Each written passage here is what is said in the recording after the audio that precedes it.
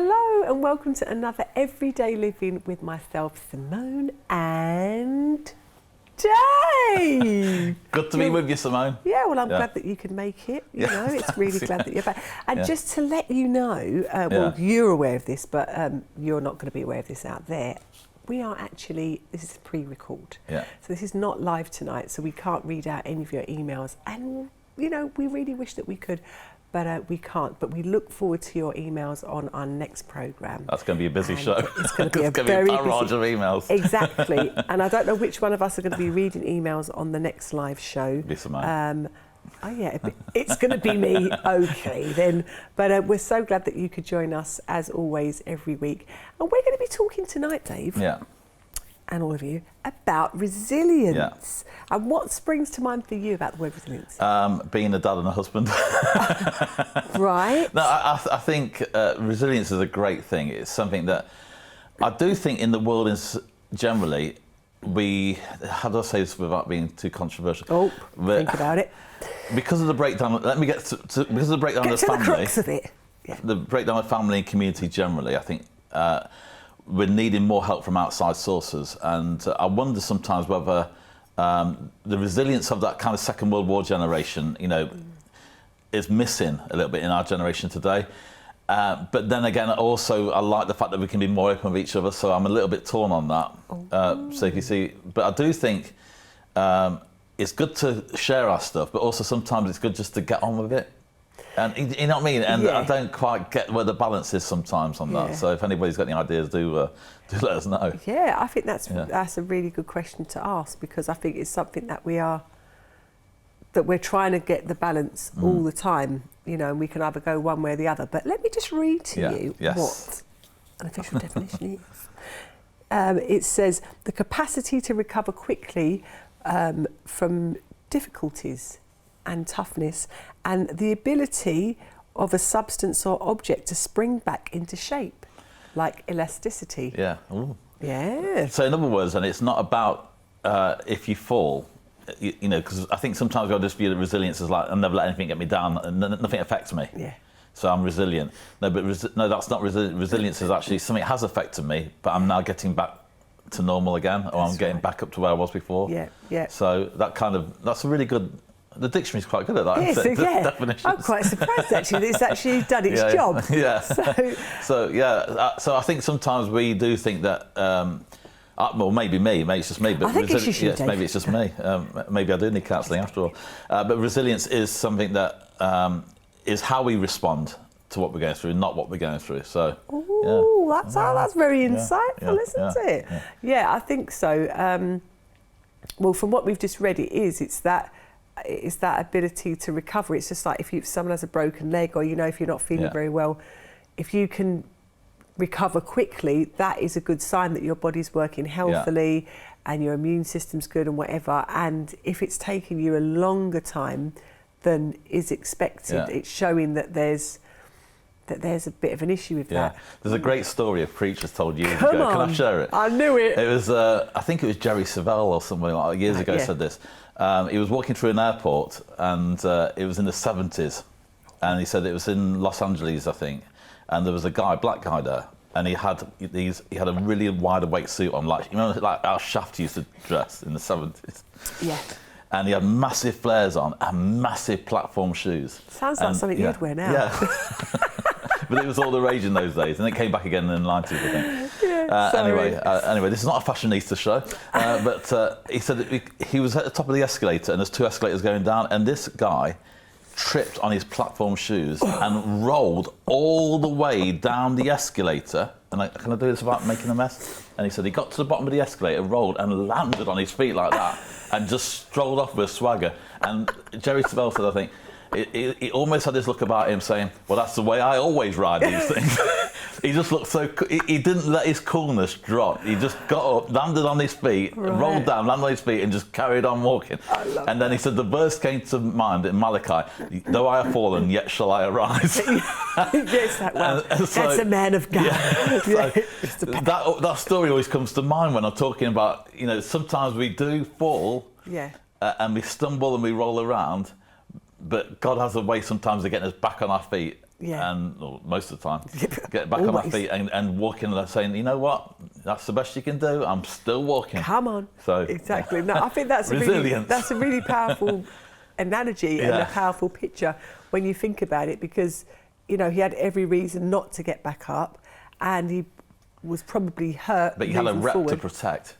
Yeah, it was like okay, he wasn't going to allow it to stop him where he was going, and his flow and his whatever. His swagger. And it's like, okay, are we going to let things in life, stop us? And sometimes I think there's a time for everything, isn't there? The Bible says that there's a time for everything. But can I just add that if it had been me that had rolled down those, it wouldn't have been like that. It would have been St John's ambulance at the bottom. There's blood everywhere.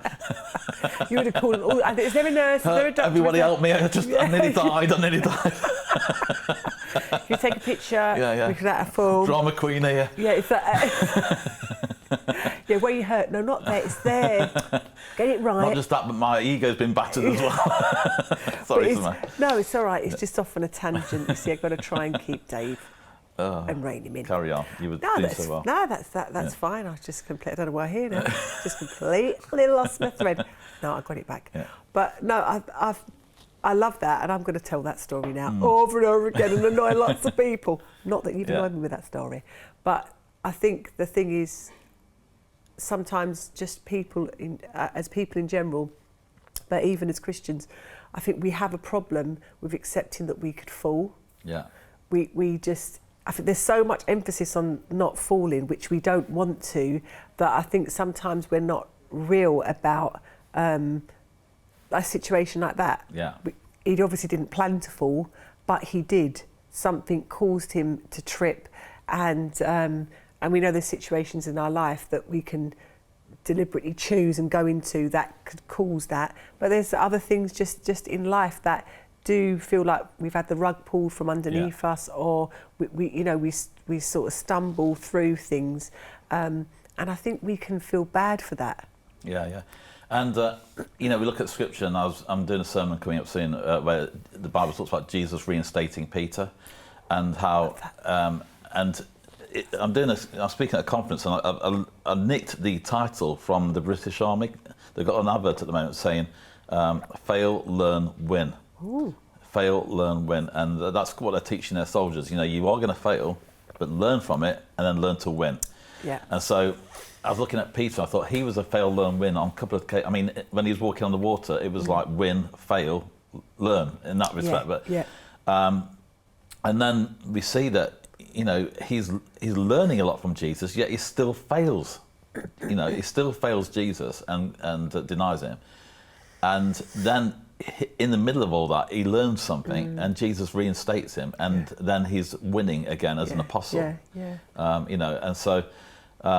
You look at his life and you think that is resilience, because and the good thing is when he goes back to Galilee, because they say go back to Galilee, and after Jesus died, and Jesus appears to him on the boat when he's trying to catch the fish, and again he's failing there at the thing that he's normally good at. He's failing. So it's like, I've gone back to the familiar, I've gone back to my family, I've gone back to fishing. This is something that I know I can rely on. It's like saying, I went to be a missionary, it didn't work, so I went back to being a car salesman again or whatever. But now I can't sell a single car. And that was Peter. He was like, I just can't do this. And then Jesus comes alongside and reinstates him, basically, and says, put it on the other side. Come on. I know, Richard, but I think that's really good, because I think the message there is that we can't do anything without Jesus, even the things that we do actually know and that we're actually good at and we have experience in. Jesus does actually make all the difference, and wants us to know that, and really hasn't got a problem with us failing. Like you said, he knows, and you've mentioned about the army as opposed to, which is a great example as well. They know from experience that these soldiers are going to fail. They're just giving the disclaimer, that's going to happen. So it's not that you want to set up yourself for failure or have a mindset of failure. It's just knowing that, okay, it's going to happen. So then you can actually move on quicker. But if we act like we don't, and we're not going to have ups and downs, and we're not going to fall and whatever, that actually makes it harder, because then we don't expect it. But if we know that, I suppose it must be like high risk jobs, isn't it? It's like, these crane workers, they must go through talking about these are the possibilities of what could happen, yeah. Dangerous things and accidents, and then people decide whether to take on the job. Yeah, exactly. And obviously they get paid extremely well, Yeah. but they would have been told beforehand not to make them fearful, but actually to prepare them, which then they're going to be looking in a different way than they did before, looking out for things that they didn't notice before. Yeah. It reminded me of a little joke that does actually. Come on, Dave. If there's not a joke in this programme, I'm very worried. Went for a job at a factory and it says, right, are you any good at packing? Yeah. You any good at making a cup of tea? He says, yeah. Can you drive a forklift? He says, how big's the kettle? And then the other one was, I went for a job as a handyman. It says, can you use a screwdriver? No. Can you use a hammer? No. Are you any good with wood? No. Why are you so handy? I only live around the corner. Oh dear. Anyway, but no, it's good to laugh, isn't it? But and really, I mean, and all that humour is the thing that I rely on for resilience. I was just about to say that. So you fitted that in quite. I did. We didn't even plan that thing. I got it in somehow, didn't I? Yeah. I thought I didn't know. You see, the Holy Spirit's leading Simone to talk about cranes, me to talk about forklifts and kettles, and but in all seriousness, humour does help me to get through a lot in my life. It really does. And there are moments when I'm down and humour does lift me. And I need to laugh at stuff, I do. And you know what, the Bible says that God laughs over us. So, I mean, he looks at me and he laughs. He surely does. He's like, oh my gosh, what did I do that? How did I do that? I did that. But no, I mean, and you look at the Bible, it's a funny book. There's lots of humour in there. It really is. But as you were talking, I really felt there's somebody watching and you have, I don't know why I'm saying this really, but you walked into church and you wanted to take that step, and it was a big step for you to walk into church, and you felt like you didn't really get what you wanted. You felt a little bit off to the side. You felt a little bit out of place, and you feel like you failed in it. And I want you to go and do it and try again and keep trying, whether it be that church or another church. I just really felt that somebody here, there's a lot of people right now who are struggling to literally leave the house. And they feel like they're failing in that, and so if that is you, then do let us know. Get in touch. We'll pray for you, certainly. But take that step again and put yourself out there, because sometimes people come to church and nobody talked to me, and I say, well, did you talk to anybody? Well, no, but they meant to talk to me. And I think so. If that's you, then I'm just encouraging you. Don't let that failure turn into complete failure. Let it become a learn and win. Absolutely. Be resilient. Be resilient. Yeah, exactly. And it does take resilience to come back to a place that we don't want to. And you saying that, I mean, I left church a couple of times, being hurt and everything, and it takes a lot to come back. But actually, when we overcome things, we build it up in our head, don't we? People say, "Oh, I couldn't come back because I wasn't sure what people think." People aren't really, most people are thinking about themselves anyway. So and you come in, it's just great to see you again. Exactly. We build this thing up sometimes. That's right. And it's knowing why you're coming back as well. You're coming back because the Lord said about fellowshipping, and there is a blessing in that, and to keep that as the focus. That does bring resilience, doesn't it, Simone? It does. Again, there's so many things that we can talk about, worship, praise, but really being part of a fellowship, for me, is the thing that keeps me going. And having that Christian input from people in a fellowship setting, and I know that's been difficult the last 18 months, but that really breeds resilience for me, because it's when I can say to somebody like you in church on a Sunday, Simone, I'm struggling, would you pray for me? And that really does, I think. And I think it's beautiful, because when we can, we've had this talk even, at church recently, about being able to be open and being able to share our struggles. And we know there's a time and a place to do that. But when we do, then again, God helps us find solutions. God will either speak to us directly, use someone else to encourage us or whatever. And it is showing resilience. And I think we really need to, and again, someone out there really needs to know that and look back and see, wow, look what you've overcome, look what you've faced, and you're still here and you're still moving forward. Because sometimes we're looking at what we're not and what we don't have, instead of what we do have and what we have done. So if that's you out there, please be encouraged. I know that has that has been me. It's it's taking those baby steps, and it's seeing, you know, wow, and that God wants us to be resilient. It's like when you've got children, isn't it? Exactly, yeah. You know, they fall down, but if they're learning to walk, first of all, you're taking them by the hand, then you let them go a little bit, and you see them fall, and then you step back a bit, so they're stepping towards you, and that is, they could give up once they fall and say, right, that's it, I'm never going to try and walk again.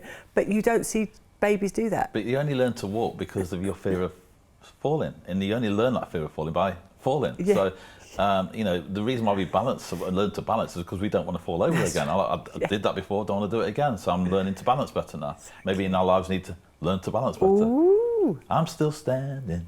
Yeah. And it's even that song is powerful, isn't it? I'm still standing. Yeah, exactly, that is a celebration. When you don't all to stand. Exactly. Yeah. Come on, I tell you what, we're on fire. Yeah. We're on fire tonight. There we are. There's no stopping us.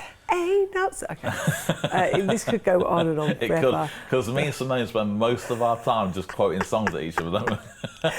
We could definitely have a conversation just in replying in song. Maybe we should do that one program. That'll be a great sketch, and when we recorded it, it's going on Rev TV. Yeah, exactly. That's another thing we've got to get around Assuming that we must be resilient. Howard will let us do it. I'm sure Howard's a very funny guy, aren't you, Howard? Yeah, Howard's do you know what? Very funny man. Howard Conda, he's got a dry sense of humour, hasn't he? He's very funny. Yeah, and a sense of humour is so, as we say, just so part of being resilient, and just, you know, knowing that God is, that, you know, that bad things are happening in our lives, and they will happen, and obviously there's times when humour's not the right thing when something tragic has happened, but but I'd also find as well, when I've dealt with people who had a tragic situation, that our body goes into some sort of survival mode. Yeah. You know, certainly if it's an accident, almost your brain wipes out the memory of it. There's a natural resilience that we have within us, and somehow when we've had tragedy happen, of course, in our Rev TV family recently, you go into some sort of automatic mode, I think, and people, when I meet with them in that situation, that they're drawing on something from somewhere, and they may not feel like it at the time, but they look back and say, whether it was my relationship with God or whatever, just drawing on something that was bringing resilience to them. So, there's a natural state there, I think, as well. But I think the way that God has made us, isn't it? You've got to fight or flight. Yeah. And I think when we're in trauma and these things, that it's even like, you know, if there's a physical cut, or if you get a burn, immediately a little film comes over, and then you get a what's that? A blister. A blister. Yeah. There you go. Yeah. And while that little film's going like that, all the work's being done underneath to repair that skin. Yeah. And it does hurt, and it's not. But when it bursts, it means that the new skin is ready. Yeah. And I feel like that's a word. Yeah. I'll take that word. If anybody out there's got a blister and you need prayer, then you can write in. And we'll say, no, but that's how it can feel for our life, isn't it? Is that it just feels like, you know, we've been burnt, we've been hurt, and now we're in the place of where there is a blister. It's sensitive. You can't just touch it, but there's an operation that is going on. So it's a good sign because healing is taking place. Yeah. I've actually I actually burnt myself a couple of weeks ago, burn on my arm, and it was only little. And that same thing, it's like, oh wow, then you forget that it ever happened. And we're going to go to a clip now, which actually talks about a couple that bounced back, because we've talked about resilience being a way that we bounce back, that elasticity, you know, once it gets stretched and it gets pulled, it goes back into one place. And they're talking about a situation that they went through, and it was in the area of finances. Let's watch that. We didn't have enough to gas up the car, not being able to buy milk. And Stephanie a few times found herself in the store looking if she could find loose change down the aisles to see if we could get that next piece of bread. That's what happened to the Mirandas when Stephanie lost her job and Sergio lost his overtime. I just felt ashamed of not being able to provide for my family. Meanwhile, Stephanie racked up some hefty medical bills, and the couple ended up with $25,000 of debt. They deferred mortgage payments for as long as they could, but ultimately, had to short sale their home. It was really hard to the point we were crying and on our knees. The Mirandas are Christians and had been giving at church for years. The Word of God says in Psalms 24, the earth is the Lord's and everything in it. Tithing is very important to God because it shows Him that you trust in Him. So even though it was hard, they kept giving during these tough times. I wanted us, and he wanted us, to be obedient. Soon, Sergio got a 20% raise. He says, I can't explain it. And I said, I believe the Lord blessed us because we've been so faithful in our tithing. Shortly after that, he got another promotion, this time with a 40% raise. Financially, it set us up way above, and we were able to just wipe out the rest of the debt that we had. And it's been great ever since. Today, Sergio makes enough money that Stephanie doesn't have to work. And since they've paid down their debt, they once again own their own home. And now, they give on top of their tithe to CBN. We saw that they genuinely had a heart for God's people and to be able to help. And that touches my heart more than anything. Whenever there's a storm or some natural disaster that happens, 700 Club is on the ground assisting people, and that's what it's all about. The Mirandas enjoy sharing the resources God has given them, and they encourage others with money struggles to try giving as well. If you really want to see change, definitely tithe. Trust God. Hand Him your finances. You give that back to Him, and He'll just blow your mind.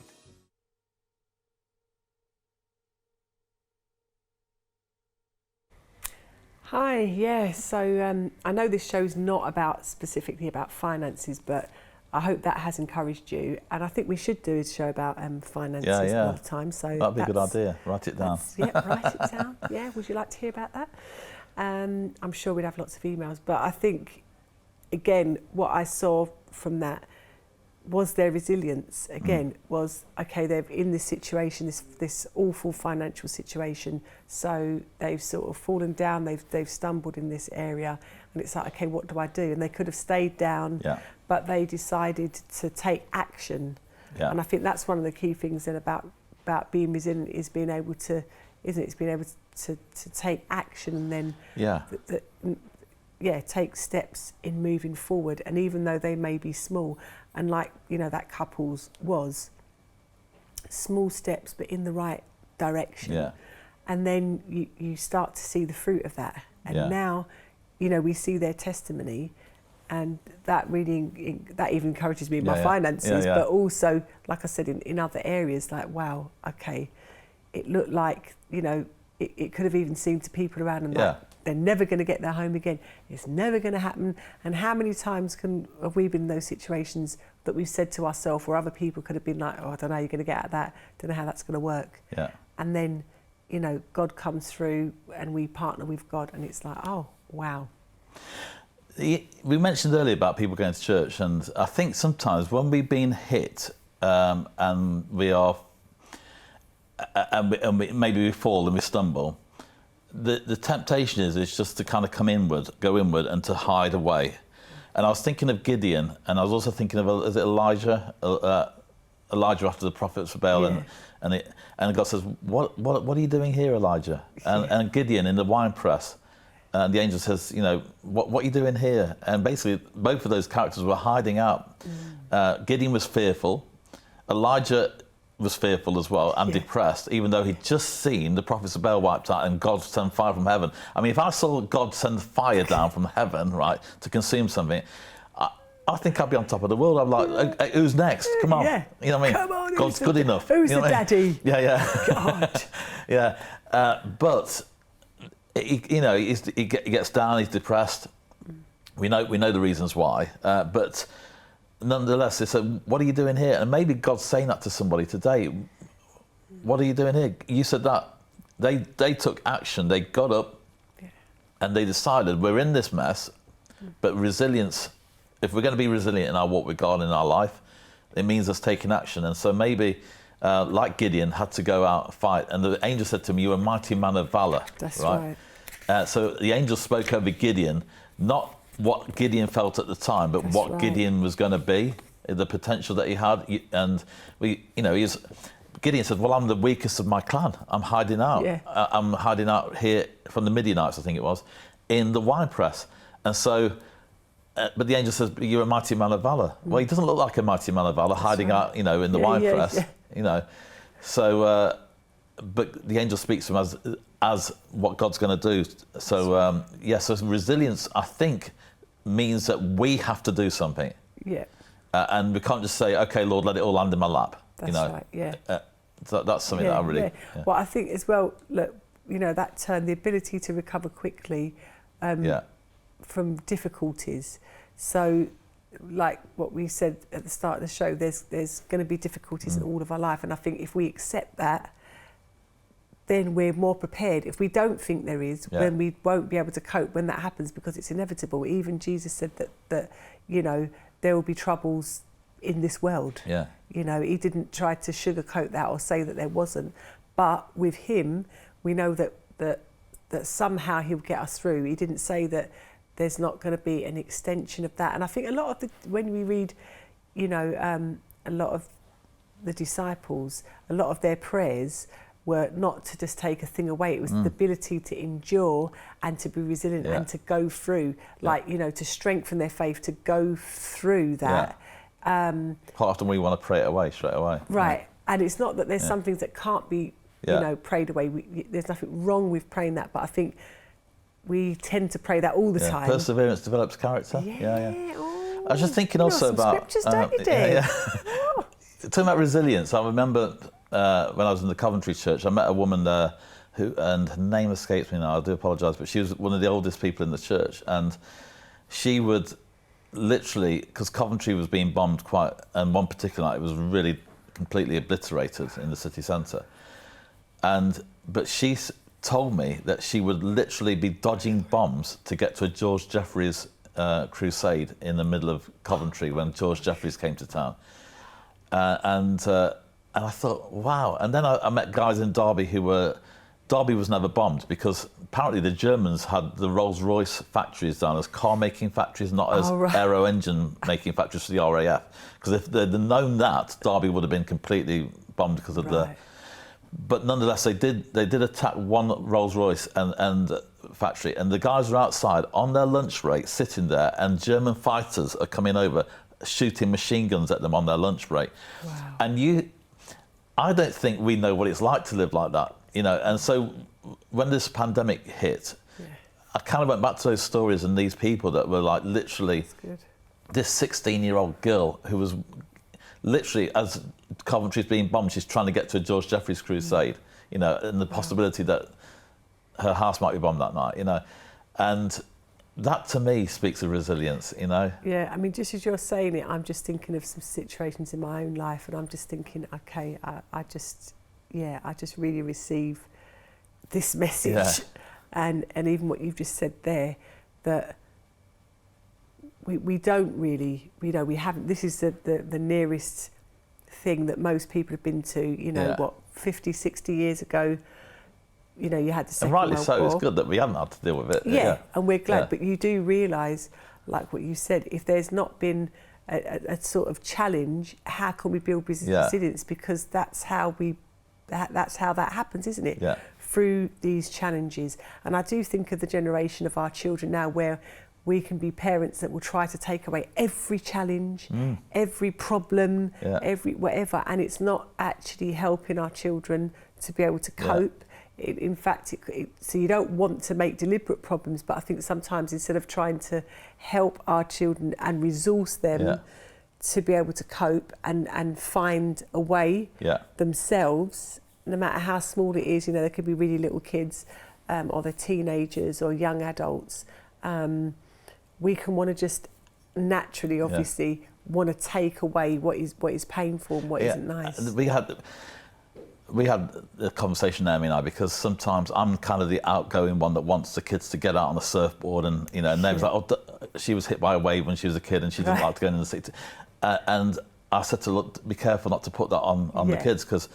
And then we were in a cafe the other day, and there's sadly our daughter's 9, a 10-year-old that had gone missing in a lake in Spain.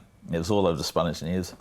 I don't even know what the outcome was, but Naomi saw it, and I said, stop watching it, because I know you sometimes want to know what's going on, but she said, oh, you know, you have to be so careful in lakes and stuff. I said, yeah, but yes, we do, but that shouldn't stop us. That's right. And I think sometimes we do. I think we need to push our kids a little bit and say, look, you know, you're going to fall over sometimes. You're going to hurt. You know, it must be awful. I don't know if you've ever had to deal with this because you've got some older kids. But when your child has somebody, you know, break a relationship with them and they're heartbroken, I don't know if you had to deal with that yet. Of course, yeah. And it's like you really feel for them, and it's like there's nothing you can do to make it better. I know, and I think that is the painful thing, isn't it? Does that happen? And it's so painful because you just want to take it away. Yeah. But, you know, if we do that, we just need to ask for wisdom. We just need to have the wisdom, like, Lord, please show me how to comfort them, how to come alongside and equip them, you know, and be there, but not take it away. If we just take it away, you know, I mean, there's some things you want to take away. If there's a fire, we want to take that away. We're not trying to build resilience. But no, they can learn. Yeah, exactly. So it's like, I think that's the wrong learning situation here. Yeah. But I think, you know, as children of God, and even as pastors as well, sometimes we can want to just take away situations from people and we can be happy, or I don't know if you find that as a pastor, where, okay, well, I'll sort it out. You know, I'll take it on and sort it out. And actually, it disables people, you know, from being resilient to say, okay, well, you know, I could find that scripture for you, but you know what? I believe you can do it. So that has now equipped them to say, okay, I'm going to go and I couldn't find it the first time, but it's there, because if you can find it, Pastor, then that means I can find it. I get a lot of people saying, really feel the Lord's telling me that the church should be doing this. I'm like, well, why don't you do it then? Because like, what they're saying is, I think you should be doing it to the pastor. But there's quite a few times when I meet with people. There's one person, I'm not going to name the person, but because they actually watch Rev TV, but they are going from... Is it me? No, it isn't you. Oh. It's not all about you, you know. Okay. It's all about you, Simone. But they just seem to be going from one illness to another. Oh, it's not me. And it's just a real battle. Yeah. But they still turn up at church, you know, and they're still, and it's just, to me, that speaks volumes. Not saying that, you know, if you're too ill to go to church, I'm not saying that. But just the resilience. Anyway, I've got a little story for you. Oh, I love that. Because I think sometimes when we face opposition or an attack, as I said earlier, we want to just kind of go inward and hide away and go in the wine press or whatever. But maybe drink a wine. Yeah, I knew. I was like, why is he at the wine press? I was going to say that earlier. Why was Gideon of me? But just before you read that story, sorry, just referring to whoever that is that's coming to church. See, I think sometimes what we've been told is it's only when you've gone through the victory. So you've gone through and then the victory. Tell everyone, which we do want to know. But actually, when you see someone pressing, like you said, you know that they could easily not turn up or not do something, but they're choosing to keep moving and pressing on. Like when you see a runner, you know, you can see they want to give up. It's like, but just, you know, I'm just going to keep going. And there's something about when you see someone getting to the end and you've seen them sort of struggle, are they going to make it, you know, like the football? Exactly. Is it going to go? Oh, and the rejoicing when you see them, you know, struggle to get there. It's been a bit of a battle. That journey is actually what you celebrate, seeing it and not just seeing the clip of the goal at the end, because you want to know, well, how did the goal get set up? How did that happen? I'm really into football, Anna. But let us hear your story. Here's my little story, Roy. Are you sitting comfortably? Gather round, everybody. Are you sitting comfortably? Then I'll begin. The year was 1920. The scene was the examining board for selecting missionaries.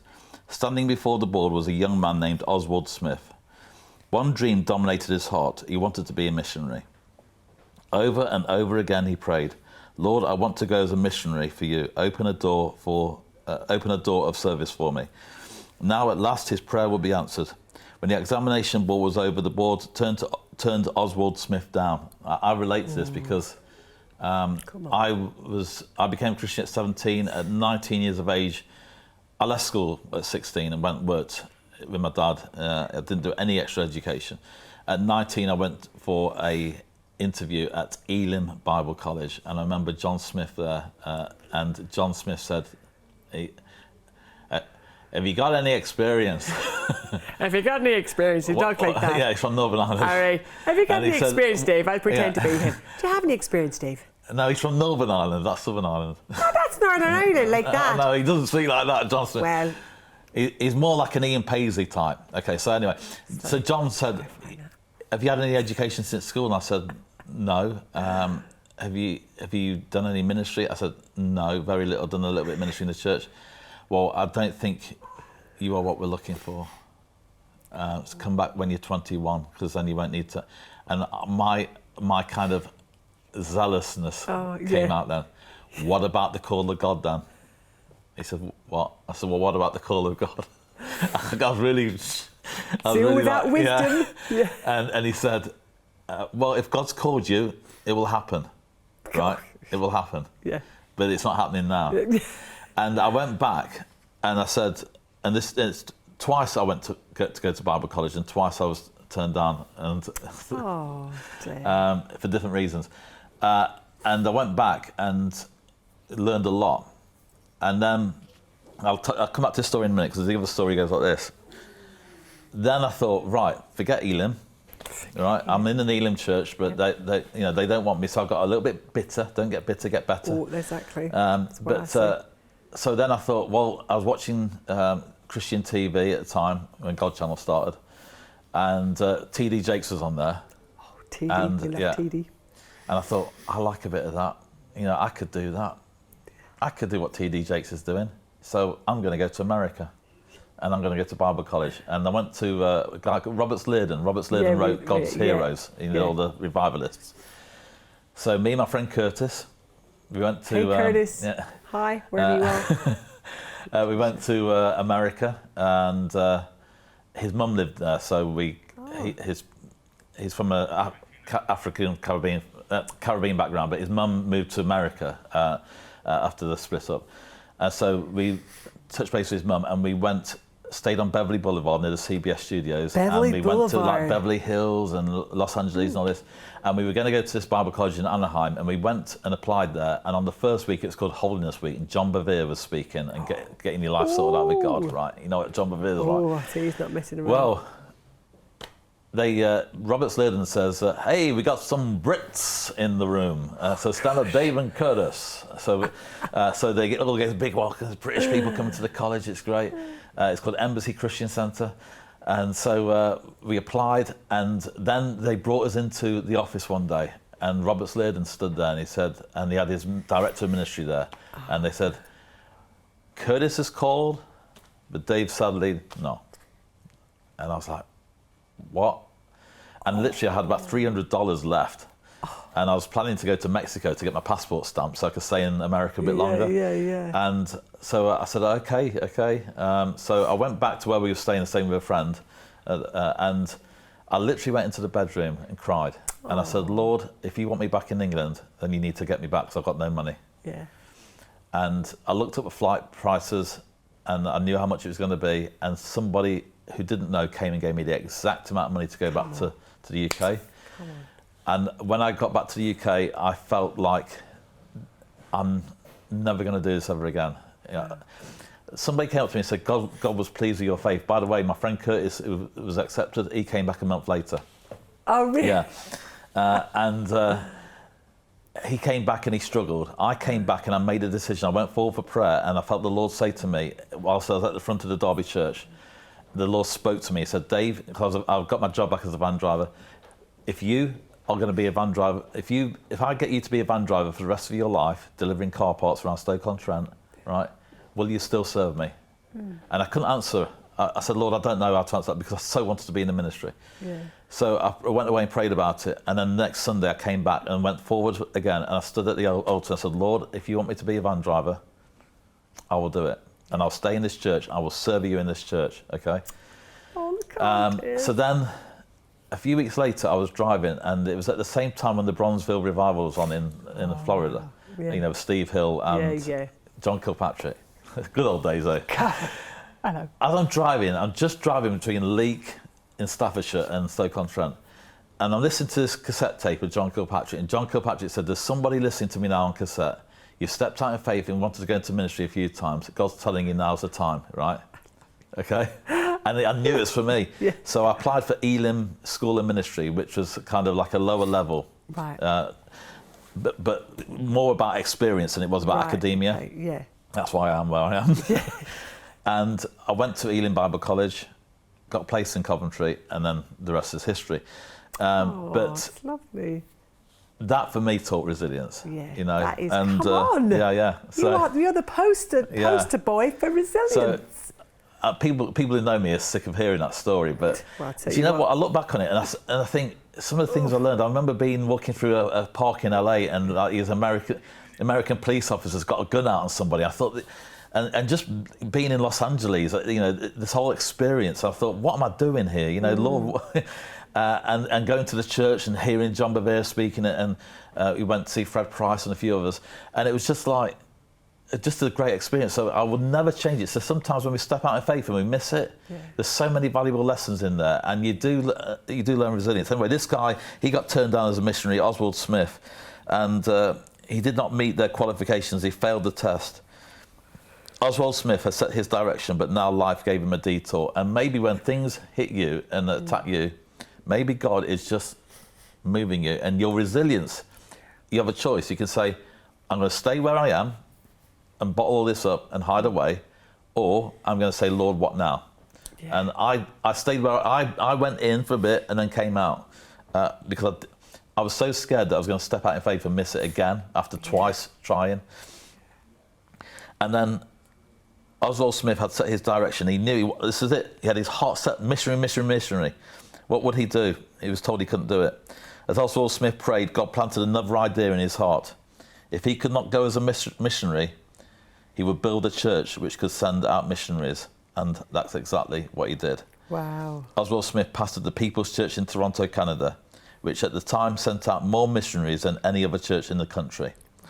Oswald Smith brought God into the situation, and God transformed his detour into a main thoroughfare of service.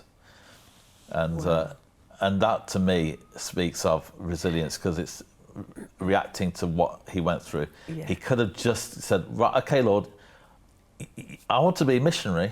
You know, why wouldn't you let me be a missionary? You know, because you think, surely God would let him be a missionary, but that door closed. But he just, something in him said, well, right, okay, and the key there is he prayed. Yeah. So he prayed to the Lord, and the Lord dropped the idea in his heart. So he was actually he was not greater as in better. Yeah. But look, he then became a facilitator and a channel for all those missionaries. Yeah. And who knows? He probably did far more of that. Yeah. So look, I mean, when you look at that, he had such a desire to be a missionary, but God just redirected that desire because, you know, if he had such a strong desire that it gave birth to all those other missionaries, and obviously no one else was doing that. No one else had a heart like that.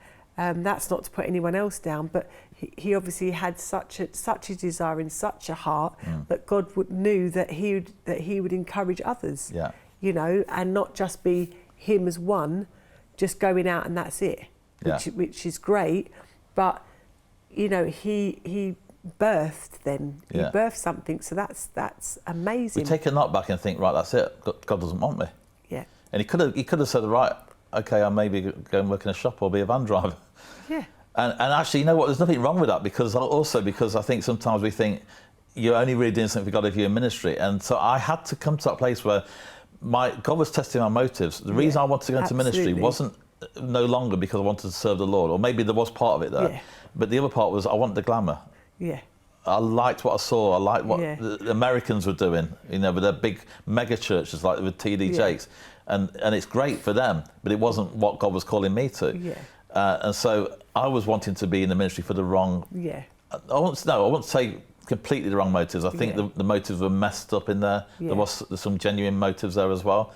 But God had a way of saying to me and dealing with me, and it actually broke me down again. He actually, coming out from America to the UK, really, I came back with my tail between my legs. I felt like I was defeated. It's humbling, isn't it? Because it's like, okay, I've been rejected here, so look, you know what, I'm going to, and it can even be that thing which we all can do in many ways, is I'm going to show you, and it's not. It was the church. Sorry. The church pastor, a good friend of mine, Mark Puna, he said to me, Dave, we knew it wasn't right. I said, well, why didn't you tell me then? And he said, Dave, because you had your heart set on it and you were so convinced that we wouldn't. Even if they told you, this is the thing as well, it would have been like, well, that's not of God.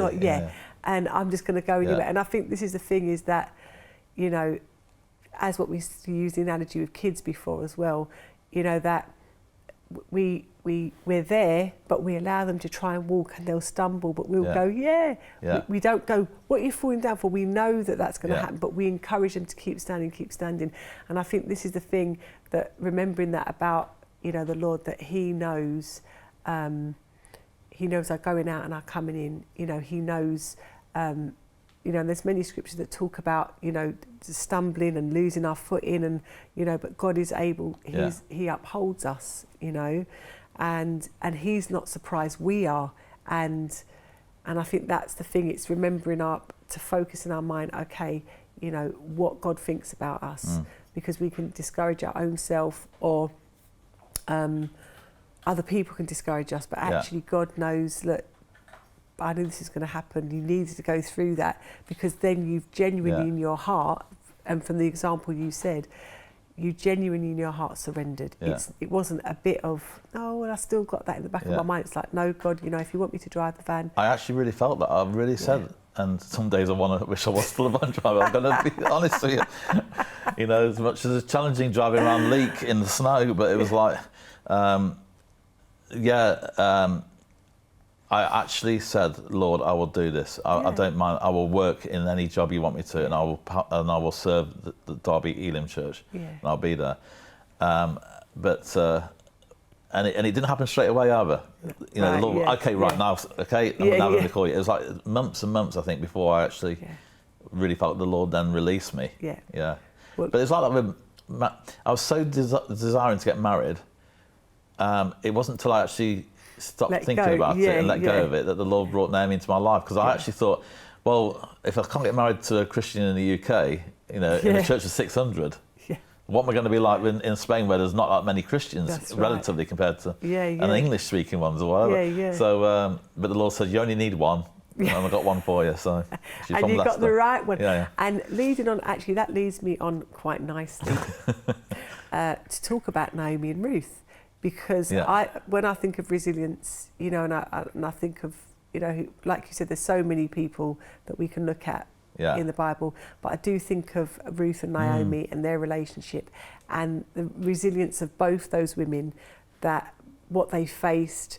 You know, you've got Ruth, let's look at Naomi. So Naomi's left Bethlehem, she's left with her husband and sons, you know, to live in Moab, and then she, you know, has then 2 daughter-in-laws, so, you know, things are added to her life. And then her husband and 2 sons pass away. And then one of her daughter-in-laws leaves. So it's like, she's lost so much, but one stays. And then she's faced with going back to where she came from with less than what she left with. And I mean, we can see that she was down, she was... I think even going through some depression and whatever, but she went back, and that tells me and speaks to me about resilience. And then you've got Ruth, who is her daughter-in-law, what she went through. She's then, you know, got married, her husband's died, and her brother-in-law and her father-in-law as well, so much loss. And she's built a life with this new family that she's now lost. Does she go back to where she came from? But she takes the risk of faith and decides to follow Naomi. So both of them are going through their own thing, but they're journeying together. And you just see the resilience of them taking one step at a time, and what God does. And as you're saying that, I'm thinking of 2 Kings chapter 4, 2 Kings 4, where the widow's oil, and the resilience that she has when she goes to Elisha and asks for the miracle to happen with the pouring of the oil. I think there's the resilience again, that she's right in, her husband's died, she's going to have her son's taken away as slaves, and knocking at the door, the creditors, and she calls on the man of God, and she says, you know that your servant has died, and we need to pay the bills and so on. They're going to take my... And the miracle happens, the pouring of the oil. Go to your neighbours, don't get just a few, get as many jars as you can and fill it up. And so, I'm thinking actually writing a book about my trip to America called Down and Out in Beverly Hills. What do you reckon? I think you should write it. I think that I might get into trouble with the copyright on that because of the film. Do you remember the film? Down and Out in Beverly Hills? Yeah, of course I do, absolutely. Beverly Hills Cop. Was there a cop involved? No, there wasn't. No. No, okay, well that. But I think Down and Out. Is really good. But I look back on that time, and I've never been back to America since. But I talked to Naomi, and I even remember the streets that I walked in Los Angeles, streets of Philadelphia, Los Angeles, wrong city, wrong city, and even I sometimes see stuff on movies and I think I recognise that area because of where we lived. But it was like, that really meant a lot. And now I look back on it and think, I learned so much on that. And I think resilience is being able to say, we're still here. Yeah. You've been through a lot this last 18 months and maybe other things on top of what everybody else has been going through as well. But you're still here. That's right. And we can look back and say, like Elijah, I remember when the ravens fed the prophet. I can look back and remember when God did this for me, when he provided for me at Bible college, when the money came in, when he provided my air flight money back from America to the UK. And you talked about that airport thing a few weeks ago, when God provided them. You can look back on those times and say, I remember when. And when we're in the middle of it, it's our resilience that will hold us and our faith in God will keep us there, Amen. And I just think of as well, on a practical level, there's something called... muscle memory. Yeah. And when you have to have muscles for that. You do, first of all, Dave. I'm really sorry. Somebody tell him. So with muscle memory, even when those muscles get stretched, for example, as a woman through pregnancy, your body has an ability, once you start to work those muscles again, remember to go back to how they were. And in that description of resilience, it talks about the ability to bounce back and elasticity, the substance of something, and to go back. So we know that we're changed and we don't go back to exactly how we were, but the ability to have some kind of, even in our skin, they'll do tests to test your elasticity. And it just goes, you can do it with your hand, it just goes, there you go. And how quick it goes back shows you how much elasticity you've got. Oh, don't hurt yourself there, love. So it's not gone back yet. It's still stuck in there. That's age though, that is, isn't it? Yeah, but it shows you then, that's the thing, what is, and this is the same then in our emotions, in our, and I think it is important to take an inventory of our life and to look at ourselves and say, Lord, how resilient am I? I'm asking you for strength. I'm asking you to empower me. And you realise that that's what God wants to do. Yeah, going back to that title, Down and Out in Beverly Hills, sometimes we are down. You might be down, but you're not out. Come on. And there's 1, 2, I think of Rocky immediately. Adrian. And you come back and you fight again. Exactly. Yeah. So that's resilience. Think of Rocky. Think of Karate Kid. This is why. Not for the violence. Not for the violence. But it is that ability to, just. Yeah. Well, that's all we've got time for. Unfortunately, we'll be back with more Everyday Living soon. Thank you for watching, guys. It's been good, hasn't it? Yeah, are you resilient? It's been great. Yeah, are you resilient? So you can write into us. We need to do a part 2 of this, and we hope that you enjoyed the show, and we look forward to hearing from you again when you write in your emails on our next show. Take care, God bless, and keep going. Thank you.